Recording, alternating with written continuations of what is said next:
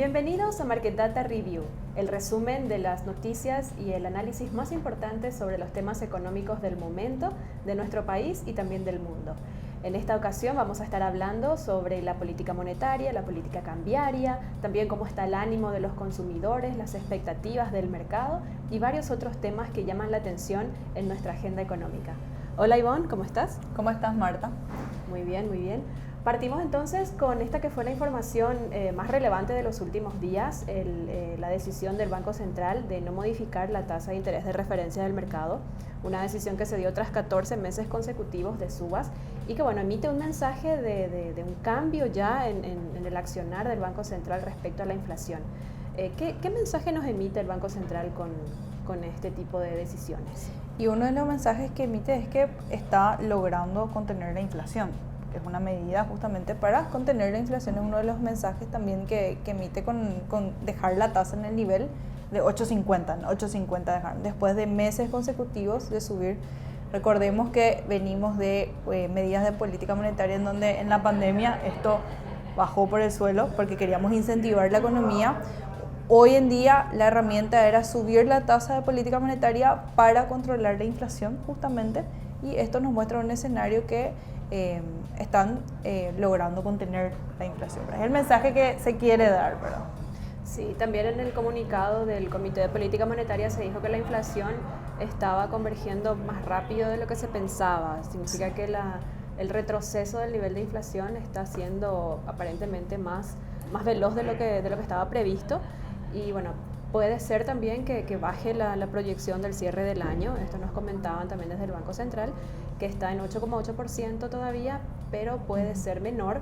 Esto se va a saber en el informe de política monetaria, sí, que está previsto que salga este lunes, 31 de octubre. En Investor justamente estimamos que la tasa quede en 8.50 actualmente, ¿verdad? Que es un nivel donde nosotros creemos que es el nivel hasta el cual puede intervenir, ¿verdad?, el Banco Central. Sí, y recordemos que esta política de incremento de tasas de interés no es única de nuestro país, se da es un contexto mundo regional y mundial. En la región todos los países están justamente con estas medidas para todos contener la inflación, ¿verdad? Sí, y en Estados Unidos también la Reserva Federal está incrementando sus tasas, hay expectativa de que siga incrementando porque allá también la inflación está en niveles muy elevados. Y esto con el efecto que tiene en el tipo de cambio, en el dólar que estuvimos viendo que alcanzó cifras muy superiores a lo que se tenía a lo largo del año y también en las últimas décadas. Está ahora casi ya cercano a los 7.300. Esto no se tenía desde el año 2002, según estuvimos mirando el historial del tipo de cambio. Pero el Banco Central estuvo ausente también mucho tiempo, regresó después de más de 4 meses con una intervención. Sí. ¿Y esto qué te parece en cuanto a la intensidad con la que salió el Banco Central a intervenir en el mercado para frenar esta suba? Desde Investor justamente esperamos que se siga interviniendo, ¿verdad? Porque es necesario que se intervenga dentro del mercado.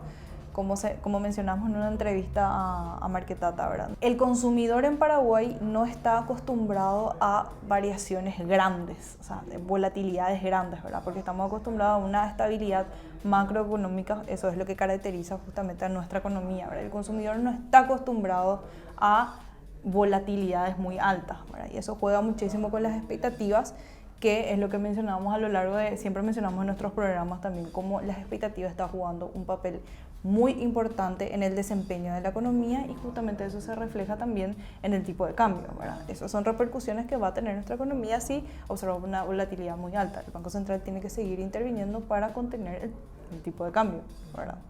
Y estas primeras intervenciones fueron por 14 millones de dólares en 2 días, que fueron los últimos 2 días de la tercera semana de octubre, un monto muy inferior a los 100 millones de dólares, por ejemplo, que se tuvo en octubre del 2021, y con reservas internacionales todavía bien, con números elevados. Hay un rango todavía. Sí, o sea, hay espacio para una política cambiaria que busque contener esta volatilidad que estás mencionando.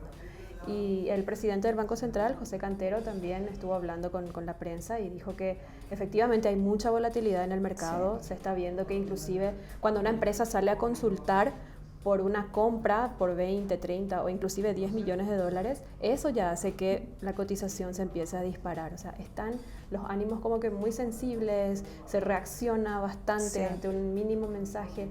Y bueno, el Banco Central aquí tiene el papel entonces de intervenir cuando encuentra esta volatilidad muy Volvamos a las pronunciada. expectativas. Hoy en día, las expectativas a largo plazo. En el 2023 todos están recortando sus estimaciones, justamente de un menor crecimiento para el año 2023, teniendo en cuenta que la inflación es algo que se va a quedar todavía, ¿verdad? Y ya que mencionaste las expectativas, se actualizaron también las expectativas de variables económicas, Sí. La encuesta que realiza el Banco Central. ¿Y qué está diciendo el mercado respecto a los números que se esperan para los indicadores macroeconómicos? Los datos revelan que una de las preguntas que se hace dentro de ese índice es: ¿cree usted que su situación económica mejorará, seguirá igual o empeora dentro de un año? Y este dato en porcentaje es mucho mayor en septiembre de 2022, que va a empeorar la economía. O sea, estamos teniendo expectativas negativas en cuanto a la economía en un año, ¿verdad? Que es lo que vemos. Varios agentes del mercado justamente estiman una caída para este año, y como mencioné anteriormente también hay un retroceso en las expectativas de crecimiento para el año 2023. Otra de las preguntas: ¿cree usted que su situación económica mejorará, seguirá igual o empeorará dentro de un año, pero a nivel país? Y volvemos a repetir, el porcentaje más alto en septiembre de 2022 es empeorará. También se da para el porcentaje de seguirá igual, y este porcentaje baja cuando hablamos de que las personas a nivel país esperan que mejore la situación, ¿verdad? O sea, estamos viendo un juego de expectativas realmente crucial para el cierre del año, porque las personas están esperando que esto está yendo bien, ¿verdad? Sí, también en la confianza del consumidor está nuevamente en zona de pesimismo, por debajo de 50, levemente por debajo de 50, hay que rescatar esto, pero por mucho tiempo, hace muchos meses, ya desde la pandemia, que la confianza del consumidor está allí siempre entre zona neutral y un poco positiva. No logra este nivel de optimismo, y esto que nos dice que la gente está con mucha cautela, que por ahí no se va a animar a hacer grandes gastos, grandes inversiones, porque no ve un panorama muy claro de cómo van a venir las cosas. Y bueno, entre los componentes de este índice de confianza del consumidor es el índice de situación económica, la que siempre está muy por debajo de 50, la que está a nivel de pesimismo, pero las de expectativas siempre están por encima, están por 60, 70 puntos más o menos. Entonces la gente sabe que la situación no está bien, pero para más adelante puede que mejore. Para el largo plazo. Justamente las variables de inflación, por ejemplo, la expectativa se mantuvo igual, en 8,8 para cierre del 2022. Lo que es tipo de cambio, obviamente tenemos un aumento por los últimos meses, por el último mes volátil que tuvimos el tipo de cambio. Un cierre de 7.070, es la expectativa de los agentes económicos, y para el Producto Interno Bruto se mantiene igual, con un cierre de un crecimiento del 0,1 para el 2022 y del 4% para el 2023.